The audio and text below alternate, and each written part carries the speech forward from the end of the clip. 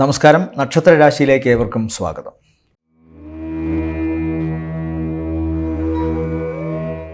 ചന്ദ്രൻ നിൽക്കുന്ന രാശിയെ അടിസ്ഥാനപ്പെടുത്തി ദിവസ ജ്യോതിഷവും വ്യാഴം, ശനി മുതലായ അല്ലെങ്കിൽ രാഹുകേതുക്കൾ മുതലായ ഗ്രഹങ്ങൾ, അതായത് കൂടുതൽ സമയമെടുക്കും ഒരു രാശി കിടക്കാൻ, അവരുടെ സഞ്ചാരം വച്ചിട്ട് ഒരു വർഷത്തെ ഫലവും മാസഫലം പറയുമ്പോൾ മറ്റു ഗ്രഹങ്ങൾ കൂടി കണക്കിലെടുക്കും. ശുക്രനും ബുധനും ചൊവ്വയുടെയൊക്കെ സഞ്ചാരം, അങ്ങനെയാണ് പൊതുവെ പറയാറ്.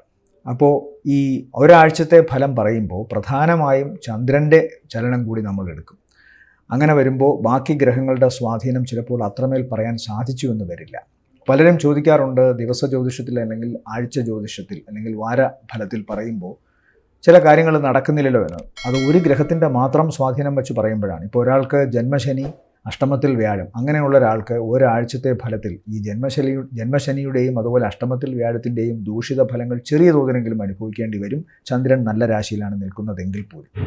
അപ്പോൾ ഇതിനെ ഇങ്ങനെ വെച്ചിട്ട് വേണം എപ്പോഴും ആളുകൾ മനസ്സിലാക്കാൻ. പിന്നെ പ്രധാനം അവനവൻ്റെ ഗ്രഹനിലയിൽ ദശ, അപഹാരം, ഛിദ്രം ഇതൊക്കെ നല്ലതാണെങ്കിൽ കുറച്ചുകൂടി മേന്മ കിട്ടും. അപ്പോൾ പല തരത്തിൽ തട്ടി നോക്കിയിട്ട് വേണം, താരതമ്യപ്പെടുത്തിയിട്ട് വേണം നമ്മളൊരു ഫലം പറയാൻ.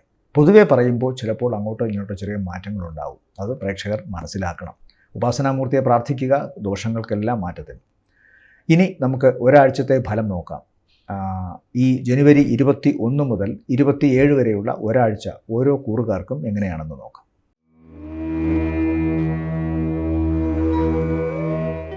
മേടക്കൂറ്, അശ്വതി, ഭരണി, കാർത്തികയുടെ ആദ്യത്തെ കാൽഭാഗം.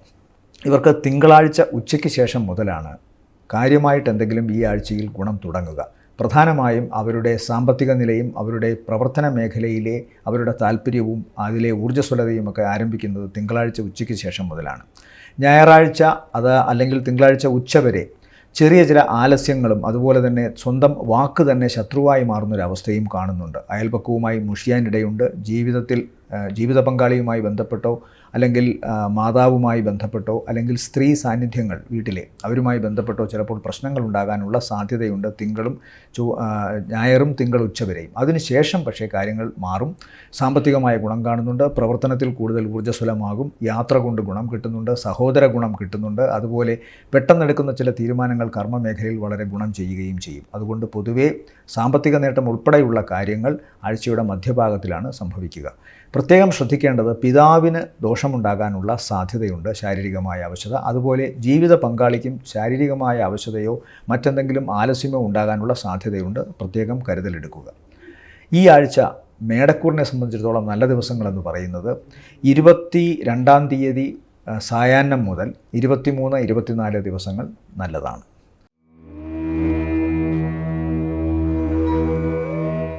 ഇടവം രാശി അല്ലെങ്കിൽ ഇടവക്കൂറിൽ വരുന്ന നക്ഷത്രങ്ങൾ കാർത്തികയുടെ 2ാമത്തെ മുക്കാൽ, രോഹിണി മകയിരത്തിൻ്റെ ആദ്യത്തെ അര. ഇവരെ സംബന്ധിച്ചിടത്തോളം ഞായറാഴ്ച മുതൽ തന്നെ തുടക്ക ദിവസമാണ്. പിന്നെ ആഴ്ചയിലെ അവസാനത്തെ 2 ദിവസങ്ങളും വളരെ ഗുണമായിട്ടാണ് കാണുന്നത്. പ്രത്യേകിച്ചും സാമ്പത്തിക നേട്ടവും പ്രവർത്തനത്തിലെ വിജയവും തന്നെയാണ് ഈ ആഴ്ചയിൽ ഇവർക്ക് പറയാവുന്ന പ്രധാന കാര്യം.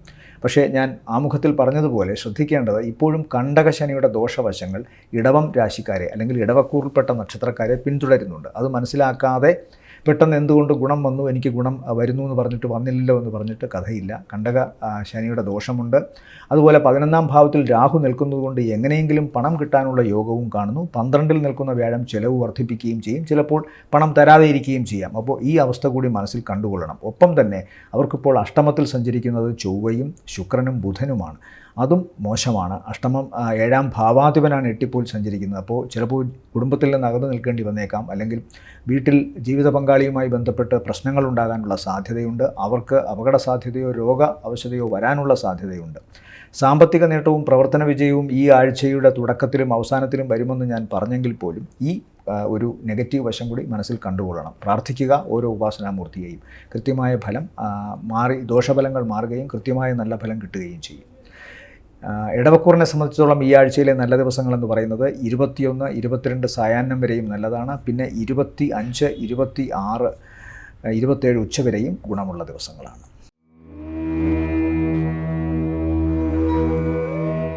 മിഥുനക്കൂറിൽ വരുന്ന നക്ഷത്രങ്ങൾ മകയിരത്തിൻ്റെ 2ാമത്തെ അര, തിരുവാതിര, പുണർദത്തിൻ്റെ ആദ്യത്തെ കാൽഭാഗം. ഇവരെ സംബന്ധിച്ചിടത്തോളം പ്രധാനമായ ചില സവിശേഷതകൾ പറയാനുള്ളത്, ചിലപ്പോൾ ഒരു യാത്ര പോകേണ്ടി വന്നേക്കാം. കുടുംബത്തിൽ നിന്ന് അകന്നു നിൽക്കേണ്ട ഒരു അവസരം കാണുന്നുണ്ട്. പ്രത്യേകിച്ചും ജോലി സംബന്ധമായ കാര്യങ്ങൾക്കോ അല്ലെങ്കിൽ വീട്ടിലെ അംഗങ്ങൾക്ക് വേണ്ടിയിട്ടുള്ള ആരോഗ്യ സംരക്ഷണാർത്ഥം ചിലപ്പോൾ മറ്റെവിടെയെങ്കിലും പോകേണ്ടി വരിക, അല്ലെങ്കിൽ മറ്റേതെങ്കിലും ആശുപത്രിവാസത്തിന് ഇടയാവേണ്ടി വരിക എന്നുള്ളത് കാണുന്നു.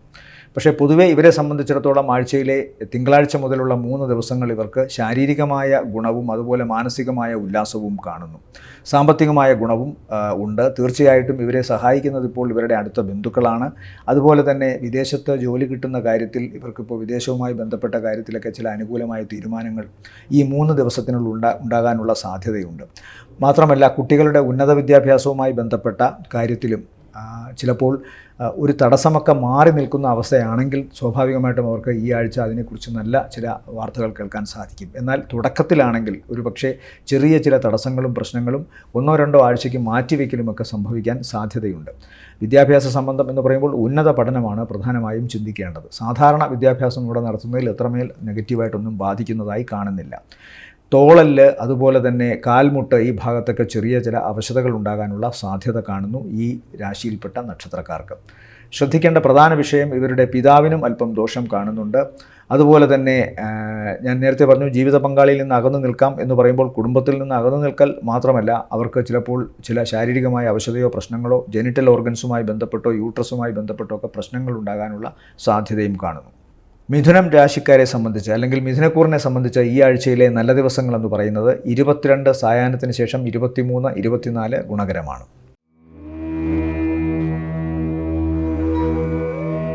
കർക്കിടകക്കൂറിൽ വരുന്ന നക്ഷത്രങ്ങൾ പുണർത്തിൻ്റെ അവസാനത്തെ കാൽഭാഗം, പൂയം, ആയില്യം നക്ഷത്രങ്ങളാണ്. ഇവരെ സംബന്ധിച്ചിടത്തോളം അഷ്ടമശനിയുടെ ദോഷവശങ്ങൾ പിന്തുടരുമെന്ന് ആലോചിക്കുക. അതുപോലെ തന്നെ കേതു 3-ാം ഭാവത്തിലാണ്, അതത്ര ദോഷമല്ല. എന്നാൽ 9-ൽ നിൽക്കുന്ന രാഹു ദോഷമാണ്. ഭാഗ്യത്തെ തടയുക, അല്ലെങ്കിൽ പിതാവിന് ദോഷമുണ്ടാവുക, ഗുരുസ്ഥാനീയരായോ കാരണവസ്ഥാനത്തുള്ളവർക്കോ ദോഷമുണ്ടാവുക ഒക്കെ ചിന്തിക്കണം. എന്നാൽ ഇവരെ സംബന്ധിച്ചിടത്തോളം ചന്ദ്രൻ്റെ സഞ്ചാരം 21, 22 ഉച്ചവരെ ഏകദേശം സായാഹ്നം വരെയും ഗുണം കൊടുക്കുന്ന ഒന്നായിട്ട് കാണുന്നു. മാത്രമല്ല, ആഴ്ചയിലെ അവസാനത്തെ 2 ദിവസങ്ങൾ 25, 26, 27 ഉച്ചവരെയും ഇവർക്ക് ഗുണമാണ്. കാരണം സാമ്പത്തികമായ നേട്ടമാണ് പ്രധാനമായിട്ടും ആഴ്ചയുടെ തുടക്കത്തിൽ തന്നെ ഇവർക്ക് നേട്ടമായി കാണുന്നത്. പ്രധാന വിഷയം, ഏറ്റവും അടുത്ത ബന്ധുക്കളോ സുഹൃത്തുക്കളോ അല്ലെങ്കിൽ സഹോദര സ്ഥാനത്തുള്ള ബന്ധുക്കളോ ഒക്കെ ഇവരെ സഹായിക്കുമെന്ന് കാണുന്നു. രക്തബന്ധത്തിൽപ്പെട്ടവരുടെ സഹായം ഉണ്ടാകാം. അതുപോലെ കാരണവസ്ഥാനത്തുള്ളവരുടെ ഭാഗത്തു നിന്നും ഇവർക്ക് സാമ്പത്തിക സഹായമോ മറ്റു സഹകരണമോ ഉണ്ടാകാം. എന്നാൽ അവർക്ക് സാമ്പത്തികമായ അല്ലെങ്കിൽ അവർക്ക് ഏതെങ്കിലും ശാരീരികമായ അവശതയോ ദോഷമോ ഉണ്ടാകാം. അത്തരം കാര്യങ്ങൾക്ക് വേണ്ടി ഈ നക്ഷത്രക്കാർ തന്നെ പണം മുടക്കേണ്ടി വരുന്നതായും കാണുന്നുണ്ട്. ആഴ്ചയുടെ മധ്യഭാഗത്തോടുകൂടി ചിലവൽപ്പം വർദ്ധിച്ചിരിക്കാൻ സാധ്യതയുണ്ട്. അതൊരു പക്ഷേ ഇത്തരം ആശുപത്രി സംബന്ധമായ കാര്യങ്ങൾക്കോ ആരോഗ്യ സംബന്ധമായ കാര്യങ്ങൾക്കോ വേണ്ടിയാവണം.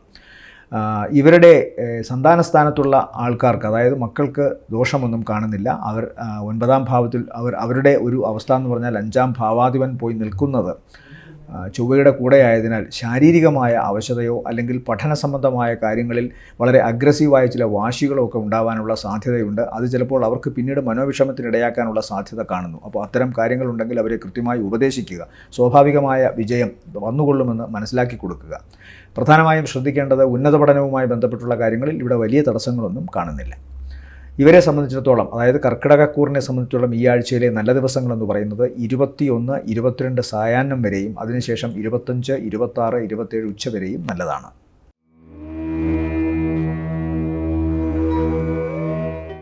ചിങ്ങക്കൂറിൽ വരുന്ന നക്ഷത്രങ്ങൾ മകം, പൂരം, ഉത്രത്തിൻ്റെ ആദ്യത്തെ കാൽഭാഗം. ഇവരെ സംബന്ധിച്ചിടത്തോളവും ദോഷമായ ഒരു കാലാവസ്ഥയിലൂടെയാണ് കടന്നു പോകുന്നത്. ശനി കണ്ടകനാണ്. അതുപോലെ അത് 7-ാം ഭാവത്തിലാണ് നിൽക്കുന്നത്. അഷ്ടമത്തിൽ രാഹുവുണ്ട്, 2-ാം ഭാവത്തിൽ കേതുവുണ്ട്. 9-ൽ സഞ്ചരിക്കുന്ന വ്യാഴം മാത്രമാണ് അല്പമെങ്കിലും അനുകൂലമായി ഇവർക്ക് നിൽക്കുന്നത്. അപ്പോൾ ചിങ്ങക്കൂറിനെ സംബന്ധിച്ചോളം അഷ്ടമത്തിലെ രാഹു എന്നൊക്കെ പറയുന്നത് സംശയത്തിൻ്റെ മുൾമുനയിൽ അവരെ നിർത്തും. പ്രത്യേകിച്ചും കുടുംബജീവിതവുമായി ബന്ധപ്പെട്ടും ആരോഗ്യ സംബന്ധമായ കാര്യത്തിലും ശരീരത്തിൽ ഇൻഫെക്ഷൻ ഉണ്ടാകാനുള്ള സാധ്യത, വിഷബാധ ഏൽക്കാനുള്ള സാധ്യതയൊക്കെ ഉണ്ട്. അതുകൊണ്ട് വളരെ ശ്രദ്ധിക്കുക. എന്നാൽ ഈ ആഴ്ചത്തെ ഫലം ചന്ദ്രൻ്റെ നിലപാടുകൾ കൂടി നോക്കുമ്പോൾ ആഴ്ചയിലെ ആദ്യത്തെ 2 ദിവസങ്ങൾ, അത് കഴിഞ്ഞുള്ള 3 ദിവസങ്ങളും ഏകദേശം 4-4.5 ദിവസത്തോളം ഇവർക്ക് സാമ്പത്തികമായ ഗുണവും തങ്ങളുടെ കർമ്മമേഖലയിൽ വിജയവും കാണുന്നു. ചിലപ്പോൾ ഈ പ്രതിസന്ധികളും അതുപോലെ തന്നെ കുടുംബത്തിലെ അസ്വാരസ്യങ്ങളുമൊക്കെ ഉണ്ടെങ്കിലും സ്വന്തം തൊഴിൽ മേഖലയിൽ ഇവർ ഒട്ടും തന്നെ മോശക്കാരാകുന്നില്ല എന്നതാണ് സത്യം. സാമ്പത്തികമായ ഗുണവും അതുകൊണ്ടുണ്ടാകുന്നു.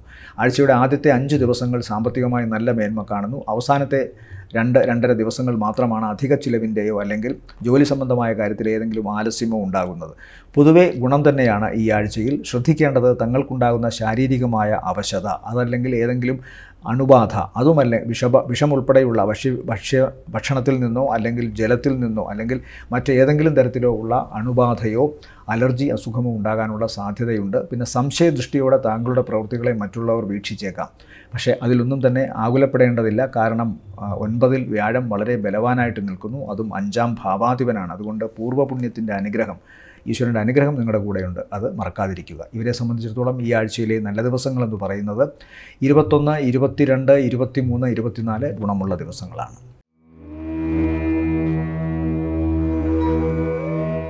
കന്നിക്കൂറിൽ വരുന്ന നക്ഷത്രങ്ങൾ ഉത്രത്തിൻ്റെ 2ാമത്തെ മുക്കാൽ, അത്തം ചിത്തിരയുടെ ആദ്യത്തെ അര. ഇവരെ സംബന്ധിച്ചിടത്തോളം അഷ്ടമത്തിലാണ് വ്യാഴം സഞ്ചരിക്കുന്നത്. 8-ൽ വ്യാഴം സഞ്ചരിക്കുമ്പോൾ ഈശ്വരാധീനം പൊതുവെ കുറഞ്ഞു എന്ന് വരാം.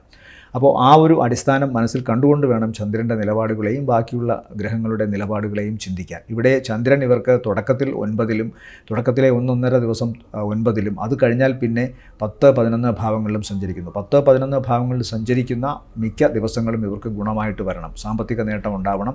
കന്നിക്കൂറിനെ സംബന്ധിച്ചിടത്തോളം 11-ാം ഭാവാധിപൻ കൂടിയാണ് ചന്ദ്രൻ. അപ്പോൾ സാമ്പത്തികമായിട്ട് ഈ ആഴ്ചയിൽ, പ്രത്യേകിച്ചും തിങ്കളാഴ്ചയ്ക്ക് ശേഷം ഇവർക്ക് ഒരു നേട്ടം കാണുന്നുണ്ട്. ചൊവ്വ മുതൽ ശനി വരെ സാമ്പത്തികമായ നേട്ടം കാണുന്നുണ്ട്. അത് തങ്ങൾ ഇഷ്ടപ്പെട്ട പ്രവർത്തന മേഖലയിൽ നിന്ന് തന്നെ ഉണ്ടാവണം. ആ പ്രവർത്തന മേഖല കഴിഞ്ഞ് കുറച്ചു കാലമായി ഏതെങ്കിലും തരത്തിൽ തടസ്സപ്പെട്ട് കിടക്കുകയോ അല്ലെങ്കിൽ പ്രവർത്തനം മുടങ്ങിക്കിടക്കുകയോ ചെയ്യുന്ന ഒരു അവസ്ഥയായിരിക്കണം. അതിന് ഒന്ന് ജീവൻ വയ്ക്കുന്നു, അതിൽ നിന്ന് സാമ്പത്തിക നേട്ടം കിട്ടുന്നു.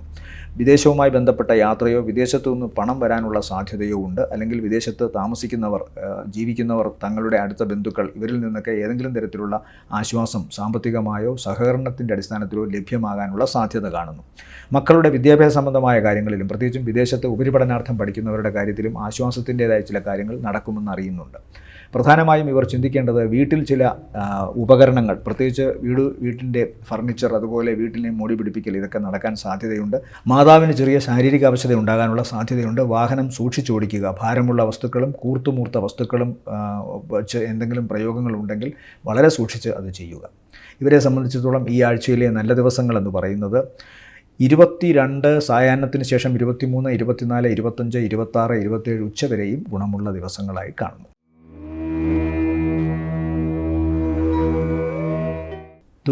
തുലാക്കൂറിൽ വരുന്ന നക്ഷത്രങ്ങൾ ചിത്തിരയുടെ 2ാമത്തെ അര, ചോതി, വിശാഖത്തിൻ്റെ ആദ്യത്തെ മുക്കാൽ ഭാഗം. ഇവരെ സംബന്ധിച്ചിടത്തോളം വ്യാഴം അനുകൂലമാണ്, രാഹുവും അനുകൂലമാണ്. അതുപോലെ ശനി താരതമ്യേന ഭേദത്തിലാണ് സഞ്ചരിക്കുന്നത്. എന്നാൽ 12-ൽ നിൽക്കുന്ന കേതു ചില നഷ്ടങ്ങളും ചില വ്യർത്ഥമോഹങ്ങളും ഉണ്ടാക്കി വയ്ക്കുമെന്ന് കാണുന്നു.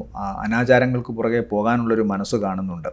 അതുപോലെ മലിന സ്ഥലത്ത് പെടുക, കാൽപാദങ്ങൾ, കാൽവിരലുകൾ, ഈ ഭാഗത്തൊക്കെ ഏതെങ്കിലും ഇച്ചിങ് പോലുള്ള അസുഖം, അത് നേരാംവണ്ണം ശുചിയായി വയ്ക്കാത്തതിൻ്റെ പേരിൽ ഉണ്ടാകാനുള്ള സാധ്യത കാണുന്നുണ്ട്. അതുപോലെ മനസ്സ് അകാരണമായി വിഷമിക്കാനുള്ള അവസ്ഥയും കാണുന്നു കേതുവിൻ്റെ 12-ലെ നില. എന്നാൽ 3-ൽ നിൽക്കുന്ന ചൊവ്വ ഇവർക്ക് മനസ്സിന് ശക്തി കൊടുക്കുന്നു. ആ മനസ്സിൻ്റെ ശക്തി കൊണ്ട് ഇവർക്ക് ആഴ്ചയുടെ അവസാന ദിവസങ്ങളിൽ വളരെ ശക്തമായി തങ്ങളുടെ കർമ്മമേഖലയിൽ വ്യാപരിക്കാൻ സാധിക്കുന്നുണ്ട്. അതുകൊണ്ട് തന്നെ സാമ്പത്തിക നേട്ടവും ഇവർക്കുണ്ട്. ഒരുപക്ഷെ വളരെ വലിയ നിലയിൽ അല്ലെങ്കിൽ വലിയ ഒരു ആശിച്ച തരത്തിലൊക്കെ കാശ് വരുന്നില്ലെങ്കിലും കാര്യങ്ങൾ അത്യാവശ്യം നടന്നു പോകാൻ തക്കവണ്ണം പണം ഈ ആഴ്ച ഇവർക്ക് ലഭ്യമാകും. പിതാവുമായി ബന്ധപ്പെട്ടോ അല്ലെങ്കിൽ മാതാവിൻ്റെ ഏതെങ്കിലും അസുഖത്തിൻ്റെ സംഭവവുമായി ബന്ധപ്പെട്ടോ കുറച്ച് പണം ചിലവഴിക്കേണ്ടി വന്നേക്കാം.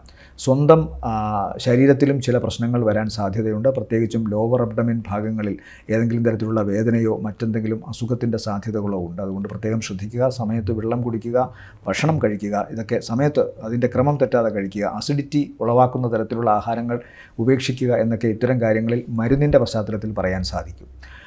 3-ൽ നിൽക്കുന്ന ശുക്രനും അതുപോലെ തന്നെ ബുധനും അത്ര നല്ല ഒരു സമ്മാനമല്ല തരിക. ശുക്രൻ 3-ൽ നിൽക്കുന്നത് പൊതുവേ വലിയ ദോഷമൊന്നും ചെയ്യില്ല. സഹോദരന്മാരിൽ നിന്നും അടുത്ത ബന്ധുക്കളിൽ നിന്നും ഗുണം കിട്ടുമെങ്കിലും ഭാര്യ അല്ലെങ്കിൽ ജീവിത പങ്കാളിയുമായി ബന്ധപ്പെട്ട് ചില ചെറിയ പിണക്കമോ പ്രശ്നങ്ങളോ ഉണ്ടാകാനുള്ള സാധ്യതയുണ്ട്. ഇവരെ സംബന്ധിച്ചിടത്തോളം ഈ ആഴ്ചയിലെ നല്ല ദിവസങ്ങളെന്ന് പറയുന്നത് 25, 26, 27 ഉച്ചവരെ ഗുണമുള്ള ദിവസങ്ങളാണ്.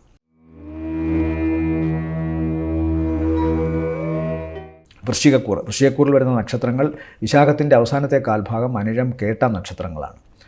ഇവരെ സംബന്ധിച്ചിടത്തോളം ആഴ്ചയുടെ തുടക്കം നല്ല ദിവസമാണ്.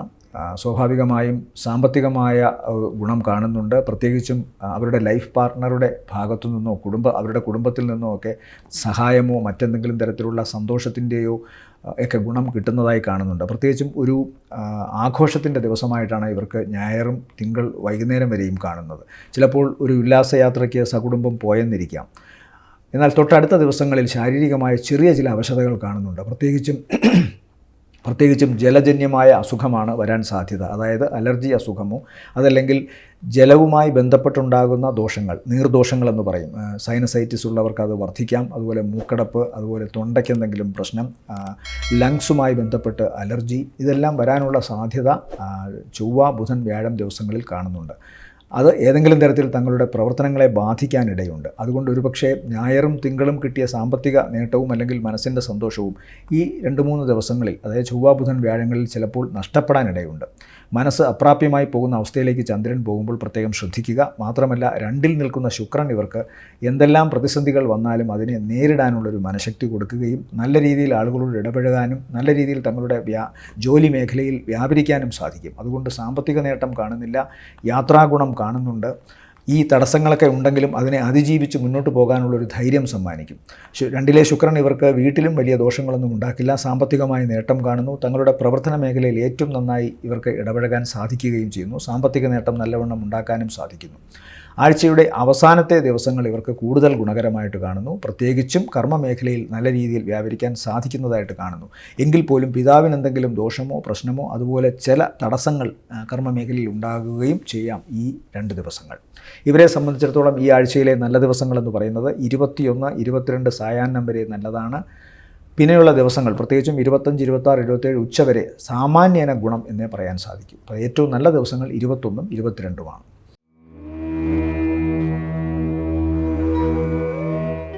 ധനുക്കൂറിൽ വരുന്ന നക്ഷത്രങ്ങൾ മൂലം, പൂരാടം, ഉത്രാടത്തിൻ്റെ ആദ്യത്തെ കാൽഭാഗം. ഇവരെ സംബന്ധിച്ചിടത്തോളം ആഴ്ചയിലെ 5 ദിവസങ്ങളോളം ഗുണകരമാണ്. പ്രത്യേകിച്ചും സാമ്പത്തിക നേട്ടം കാണുന്നു.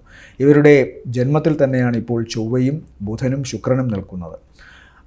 2-ൽ ശനിയുണ്ട്, 2-ൽ ഇവർക്ക് സൂര്യൻ നിൽക്കുന്നുണ്ട്.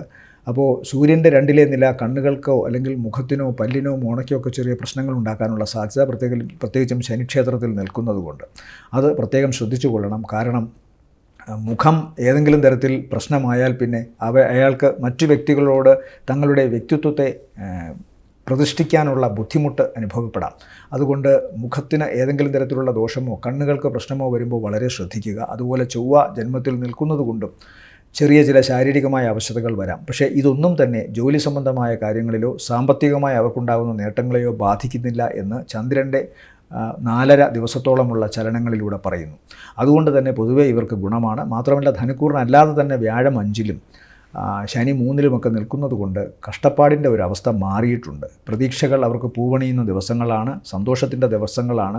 ദോഷങ്ങൾ ചെറിയ തോതിൽ അവരെ ബാധിക്കുമെങ്കിൽ പോലും ഗുണകരമായ അവസ്ഥ കാണുന്നു. വ്യാഴത്തിൻ്റെ ദൃഷ്ടി കൂടി ഈ ഭാഗത്തേക്ക് ഉള്ളതുകൊണ്ട് ചൊവ്വയൊന്നും മാരകമായി ഇവരെ ആക്രമിക്കില്ല. പൊതുവെ ഗുണമുള്ള ആഴ്ചയായിട്ട് തന്നെ വേണം പറയാൻ ധനുക്കൂറിന് ഈ ആഴ്ച. ഇവരെ സംബന്ധിച്ചിടത്തോളം ഈ ആഴ്ചയിലെ നല്ല ദിവസങ്ങൾ 21, 22, 23, 24 വരെയും സാമാന്യം ഗുണമുള്ള ദിവസങ്ങളാണ്.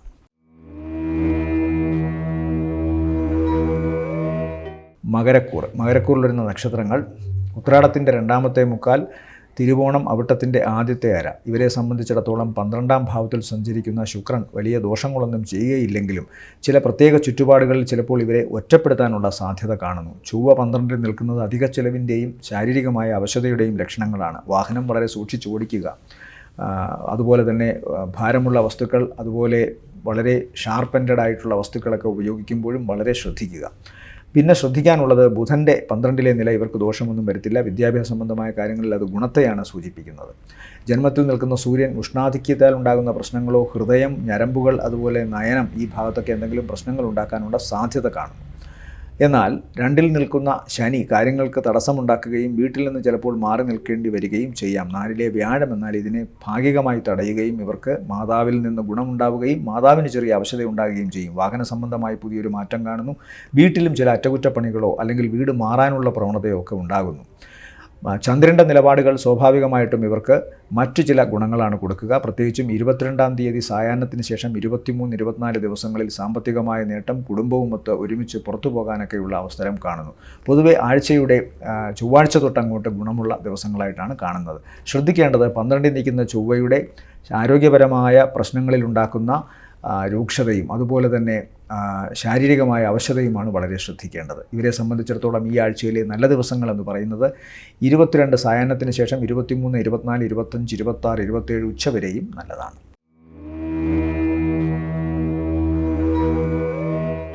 കുംഭക്കൂറിൽ വരുന്ന നക്ഷത്രങ്ങൾ അവിട്ടത്തിൻ്റെ 2ാമത്തെ അര, ചതയം, പൂരുരുട്ടാതിയുടെ ആദ്യത്തെ മുക്കാൽ ഭാഗം. ഇവരെ സംബന്ധിച്ചിടത്തോളം ജന്മശനിയുടെയും 3-ൽ നിൽക്കുന്ന വ്യാഴത്തിൻ്റെയും അവസ്ഥ വളരെ ദോഷമാണ്. അതുപോലെ 2ാം ഭാവത്തിൽ രാഹു സഞ്ചരിക്കുന്നതും 8-ൽ കേതു സഞ്ചരിക്കുന്നതും ദോഷം തന്നെയാണ്. അപ്പോൾ ഏകദേശം 1, 2, 3, 4, 5 ഗ്രഹങ്ങളോളം ഇവർക്ക് ദോഷമായിട്ട് നിൽക്കുന്നു. അങ്ങനെ വരുമ്പോൾ സ്വാഭാവികമായിട്ടും ഇവരെ സംബന്ധിച്ച് സാമ്പത്തികമായ കാര്യങ്ങളിലും പ്രവർത്തനങ്ങളിലുമൊക്കെ തടസ്സവും പ്രശ്നങ്ങളും വരാം. എന്നാൽ ഈ ആഴ്ചയിൽ ശുക്രൻ്റെ 11-ലെ നില, ബുധൻ്റെ 11-ലെ നില, ചൊവ്വയുടെ 11-ലെ നില, ഇത് മൂന്നും ഇവർക്ക് സാമ്പത്തിക നേട്ടത്തെയാണ് കാണിക്കുന്നത്. ഒപ്പം ചന്ദ്രൻ 6-ാം ഭാവത്തിൽ സഞ്ചരിക്കുന്നതും ഇവർക്ക് ഗുണമാണ്, പ്രത്യേകിച്ചും ആഴ്ചയുടെ അവസാനത്തെ 3 ദിവസങ്ങൾ. അപ്പോൾ സാമ്പത്തികമായ നേട്ടം ഇവർ ശ്രമിച്ചാൽ ഉണ്ടാക്കാൻ സാധിക്കുമെന്ന് തന്നെയാണ് പറയേണ്ടത്. ജോലി സംബന്ധമായ കാര്യങ്ങളിലും ഇവർക്ക് ഈ ആഴ്ച മികവ് ഉണ്ടാക്കാൻ സാധിക്കുമെന്ന് കാണുന്നു. കുംഭക്കൂറിന് പൊതുവേ കുറേ കാലമായിട്ടുണ്ടാകുന്ന ദോഷങ്ങളിൽ നിന്ന് ചില ഗുണത്തിൻ്റേതായ കുറേ ഏറ്റങ്ങൾ, കുറേ നേട്ടങ്ങൾ ഈ ആഴ്ച ഉണ്ടാകാനുള്ള സാധ്യതയുണ്ട്, പ്രത്യേകിച്ചും ആഴ്ചയുടെ അവസാന ദിവസത്തോടു കൂടി. കുംഭക്കൂറിനെ സംബന്ധിച്ചിടത്തോളം ഈ ആഴ്ചയിലെ നല്ല ദിവസങ്ങളെന്ന് പറയുന്നത് 25, 26, 27 ഉച്ചവരെ ഗുണമുള്ള ദിവസങ്ങളാണ്.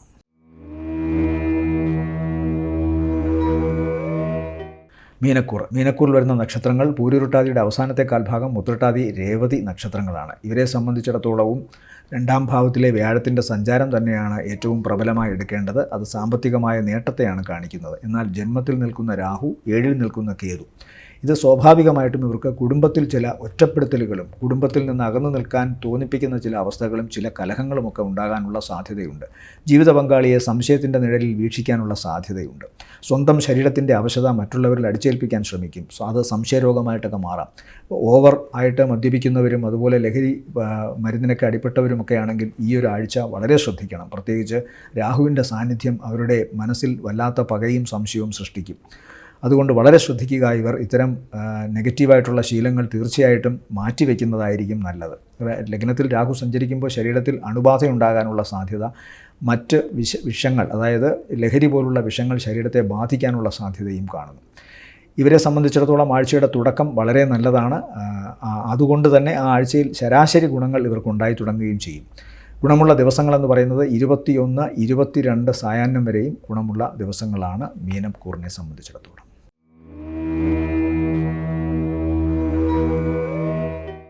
ഓം ശനൈശ്വരായ നമഃ എന്ന് ജപിക്കുക. ശനിദോഷമുള്ളവർക്ക് കാക്കയ്ക്കിടത്തെ കൈകൊണ്ട് എച്ചിൽ കൊടുക്കുക, അതുപോലെ തെരുവ് നായ്ക്കളെ ഉപദ്രവിക്കാതെ ഇരിക്കുക, ഏറ്റവും പ്രിയപ്പെട്ടവരെ ചേർത്തു നിർത്തുക, അതുപോലെ അഗതികളായവരെ സംരക്ഷിക്കാൻ തങ്ങളാൽ കഴിയുന്നത് ചെയ്യുക, അഹങ്കരിക്കാതിരിക്കുക. അതാണ് ഏറ്റവും വലിയ കാര്യം ശനിയുടെ മോശാവസ്ഥയിൽ ചെയ്യേണ്ടത്.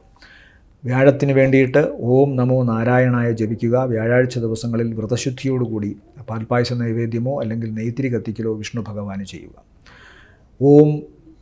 ഓം ശ്രീ മഹാഗണപതയ നമ എന്ന് ജപിക്കുക കേതുദോഷ പരിഹാരത്തിന്. ഓം നാഗായ നമ എന്ന് ജപിക്കുക, നാഗങ്ങൾക്ക് 100 പാലും അർപ്പിക്കുക. എല്ലാവർക്കും നല്ലൊരാഴ്ചയാവട്ടെ എന്ന് ആശംസിക്കുന്നു. വീണ്ടും കാണാം അടുത്തയാഴ്ച. അതുവരെ എല്ലാവർക്കും നന്ദി, നമസ്കാരം.